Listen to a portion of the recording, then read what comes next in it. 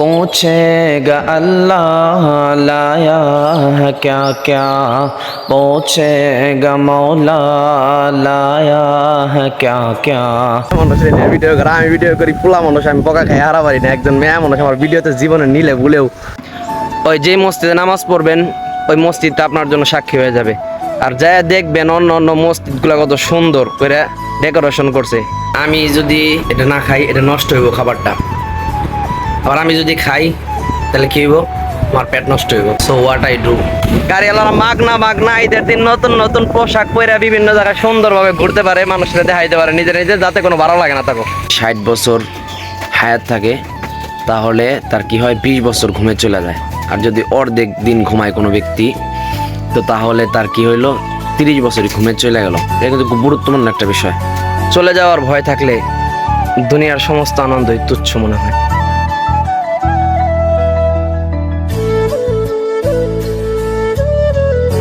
আসসালামু আলাইকুম প্রিয় ভাইরা আমার, কেমন আছেন? আশা করি আল্লাহ তাআলার রহমতে আপনারা ভালো আছেন। আই অ্যাম অলওয়েজ আলহামদুলিল্লাহ। অনলি মাই ফেভারিট প্লেস ধানক্ষেত। আপনারা সবসময় জানেন আর সবসময় আমি এটা কই যে ধানক্ষেত আমার কাছে ভালো লাগে। কেন একটা কাহিনী হয়েছে কি জানেন, এই জায়গায় আমি অনেকক্ষণ 2-3 মিনিটের একটা ভিডিও করে লাইছি, অথচ আমি ওই আগের মতো একটা ভুল করছি, ভিডিওতে টিপ দিই নাই। অনেকক্ষণ ভিডিও করার পরে তাকাইছি যে ভিডিও দিই পরে হয় নাই। যাই হোক, এটা কোনো বড় বিষয় না। এই রাস্তাটা আমার কাছে আগে থেকে অনেক ভালো লাগে, কিন্তু সমস্যা হয়েছে কি জানেন, অনেকদিন পরে এলাম এই জায়গাতে, কারণ এই রাস্তাতে নাকি সাপ আছে। সাপের ভয় থাকলে তো ওই রাস্তায় আসা যাবে না। এত সুন্দর একটা জায়গা, এই সুন্দর জায়গায় যদি সাপ থাকে তো আমার জন্য তো বিপদ, কিন্তু আর অনেকের জন্য বিপদ। আর এই যে দৃশ্যটা এখন দেখতে পারতাছি, এটা কিছুদিন পরে হয়তো পাবো না।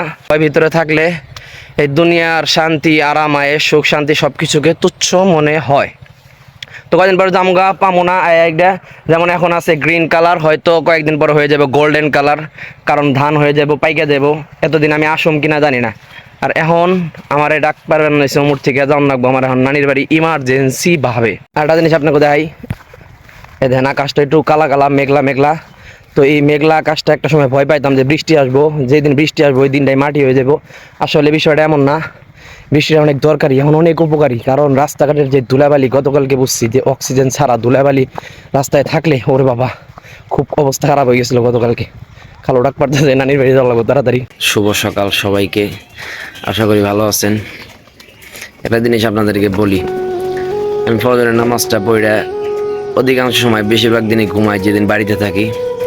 তো আজকে ঘুমাই নাই, অনেকক্ষণ ফোন চালাইলাম, সময় যাইতে আসে না, রাত্রে ঘুমাই দেরি করে। একটা চিন্তা করলাম, এর আগে বলছি অনেকবার যে রাত্রে যারা ঘুমায়, একটা মানুষের স্বাভাবিক জীবন যেমন যারা নামাজ না পড়ে ফজরের, তাদের জীবনটা কেমন দেখেন। রাত্রে হয়তো 9টা 10টা বা 11টার দিকে ঘুমায়। একটা মানুষের জীবন যদি 24 ঘন্টারে 3টা ভাগ করা হয় তাহলে 8 ঘন্টা করে, 3 8 24। তো তাহলে চিন্তা করেন একটা মানুষ দিনে কয়টা, হয়তো রাত্রে 12টা বাজে ঘুমাইলে সকালে যারা ফজরের নামাজ না পড়ে তারা হয়তো 9টা বা 8টায় ওঠে, ধরেন 8টায় ওঠে, তাহলে কি হলো, 8 ঘন্টা ঘুমাইলো। অনেক মানুষ তো রাত্রে 8টা বাজে ঘুমায়, আবার সকাল 8টা বাজে উঠে, যদি কোনো কাজ না থাকে, বেকার যারা থাকে, তাদের চিন্তা করেন 24 ঘন্টার ভিতরে অর্ধেক সময় চলে যায় তাদের ঘুমের মধ্যে।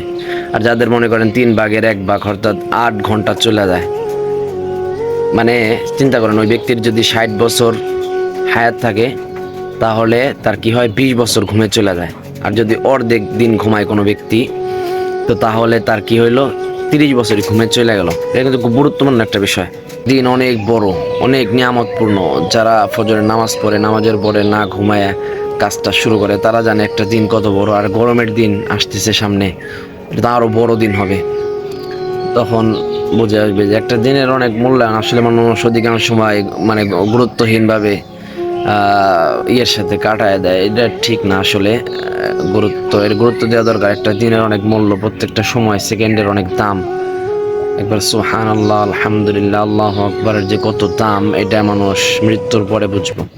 একটা আজব ব্যাপার কি জানেন, আমি গেলেই না গেলে গরু আমার দিকে চাইয়া থাকে। এই গরু, তুই জানোস, তুই যে ফেসবুকে তোর ছবি আছে, তোর ছবি চাইছি আমি 2 দিন আগে। গরু নিজেও জানে না যে গরুর ছবি ফেসবুকে আছে।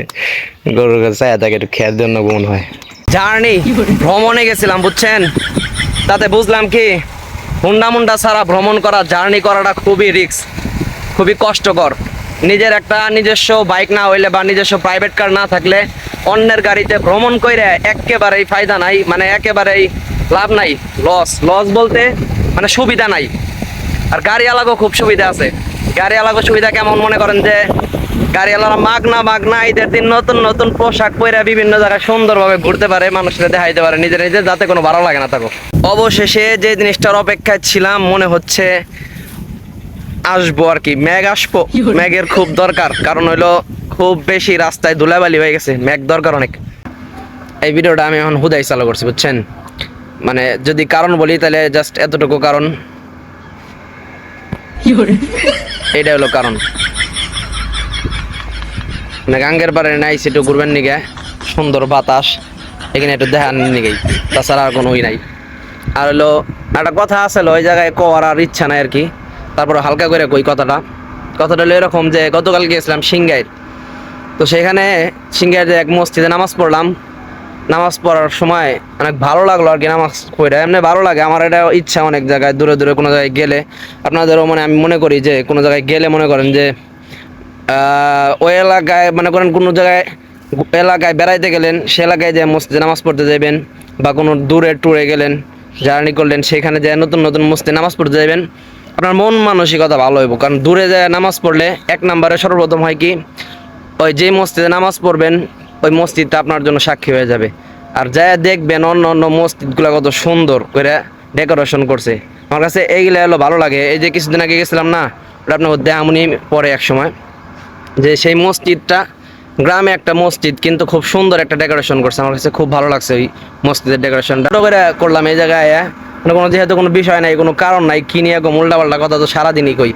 এখন আসিফ কয় কি ছোট হয়ে গেল নাকি, বাকি টুকু আসিফ কয়ে দে, আসিফ একটু কয়ে দে, একটু কম তো কোনো বিষয় বাদ পড়ছে কিনা এটা একটু বলে দেওয়া যায় না? মানে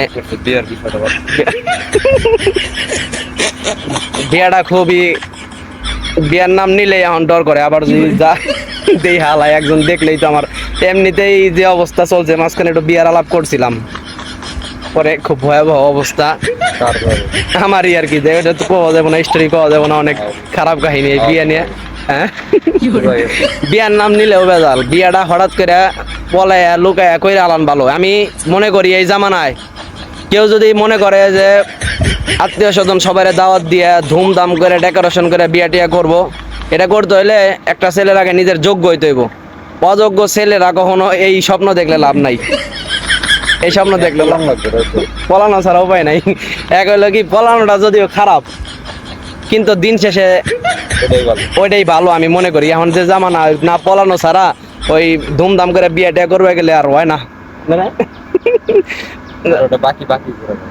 আপনারা একটু গাইস মনে করেন কমেন্টটা জানান, আসিফের কি খুব দ্রুত বিয়ে করা দরকার? কিন্তু হ্যাঁ, আমার থেকে বড় বয়সে বড় ভাই আমাকে আমরা পড়ালেখা করতেছি, আসিফের এখন ইমার্জেন্সি ভাবে বিয়ে করা দরকার। তো রানিং পড়ালেখা না, না আমাকে বড় ভাই রয়েছে, বড় ভাইয়ের জন্য একটা সুযোগ্য পাত্রী, সুযোগ্য আমার জন্য ছোট দেহাটা পাত্রী দেহা রাখো, যেটা বড় হইতে হইতে আমার পড়ালেখা জানি শেষ হয়।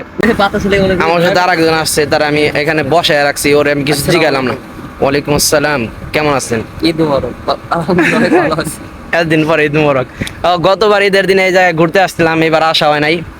আবার অনেক পোলাপানও ছিল, অনেক পোলাপানের সাথে। এইবারের ঈদটা খুব হয় না তো, একবার এক এক রকম, জীবনটা এরকম যে আগের বার যা করছিলাম এইবারও তাও এমনটা হয় না। কারণ হলো মানুষ সবসময় এক জায়গায় থাকে না, আবার মানুষ একরকম মন মানসিকতাও রাখে না, সবসময় একরকম থাকে না সবাই। Fahim, what's your feelings? কোনো কথা আছে?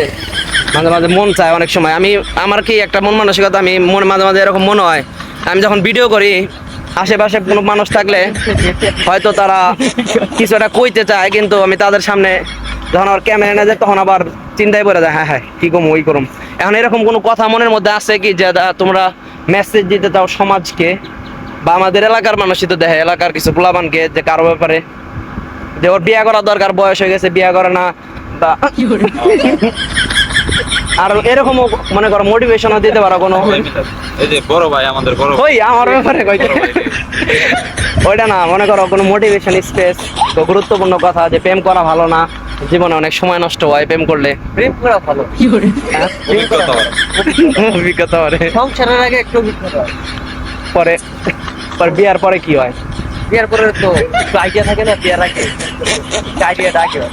তার মানে প্রেম করলে বিয়ার আগে একটু আইডিয়া থাকে সংসারের ব্যাপারে, অভিজ্ঞতা হয়। প্রেম করলে অভিজ্ঞতা হবে, ঠিক আছে? প্রেম করলে আর কি বিয়ের চিন্তা ভাবনা আর কি পিছিয়ে যায়। প্রেম না করলে বিয়ের চিন্তা ভাবনা আগে আছে। খুবই সংক্ষিপ্ত এবং অগোছালোভাবে আমি আমার এই ভিডিওটা শেষ করলাম। তো এখন আমি আবার সংক্ষিপ্তভাবে আপনাদেরকে আমার কয়েকটা ভ্রমণের কথা বলি, যেগুলো আমি এখনো বলি না আপনাদেরকে। তারিখটা আমার মনে নাই, গেছিলাম আর কি রাজীবপুর কোম্পার ওই জায়গাটার নাম, সেখানে ঘুরতে। আর সেখানে কোনো ভিডিও ক্লিপও নাই, আমি সব কাইটা ফেলাইছি, কারণ খুব ভালো লাগে না আমার জায়গায়। তা ওটা ভালো লাগলো, একটা জায়গায় গেছিলাম, ওই জায়গাটায় যায় ভালো লাগছে। আমার পুরাতন স্মৃতিওয়ালা মসজিদ, সেখানে গেছিলাম, যেখানে ভালো লাগছে। একটা বছর ছিলাম সেখানে, জীবনের সর্বপ্রথম খতম তারাবি পড়াইছি ওই জায়গায়, এই কারণে ওই জায়গাটা ভালো লাগলো। যে এখন আপনারা পিছনে যে মসজিদটা দেখতে পাচ্ছেন, এটা হচ্ছে আমার জীবনের সর্বপ্রথম তারাবির মসজিদ। আলহামদুলিল্লাহ 2018 বা 17 সালে যখন আমি পাইল মাদ্রাসায় পড়তাম, তখন ওই মসজিদে তারাবি পড়িয়েছিলাম। যদি কারো এইটা জানার আগ্রহ থাকে যে সর্বপ্রথম তারাবি পড়িয়ে আমি হাদিয়া পেয়েছিলাম কত, এইটা আমি মুখে না বললাম, কষ্ট করে আপনারা একটু দেখে নেবেন। বর্তমানে আমার ফেসবুক ফলোয়ার্স যত, সর্বপ্রথম তারাবির মসজিদে তারাবি পড়িয়ে হাদিয়া পেয়েছিলাম আমি তত। এরপরে আমি আমার 2 নাম্বার জার্নি অর্থাৎ নানির বাড়ি, এইটা আর কত কম, এটা বাদ দেই। এন থেকে আমি চলে যাই সরাসরি মানিকগঞ্জের রাস্তায়। 3 নাম্বার জার্নির কথাটা বলি, যেটা আমি গিয়েছিলাম। এই মুহূর্তে আমি আসছি কোনে, আমি সঠিক জায়গাটার নাম জানি না, মানে গ্রামের নামটা জানি না, কিন্তু এতটুকু বলতে পারি। প্রথমে আমরা সিংগাইর আসলাম, সিংগাইর থেকে মানিকগঞ্জের ভিতর দিয়ে বেউথার পরে তারপরে ছিটকার পরে যে ছিটকা এখনে বললাম, তারপরে এই জায়গাটার নাম আর কি জানি না সঠিক। তো এখানে ভিতরে একটা মসজিদ, নামাজ পড়লাম, আলহামদুলিল্লাহ খুব ভালো লাগলো, মসজিদটা অনেক চমৎকার। আর তারপরে এই যে একটা কাঁঠাল গাছ, আমাদের এলাকায় এখন পর্যন্ত আমি এত বড় বড় কাঁঠাল দেখিনি। আর একটা গাছে কতগুলো কাঁঠাল!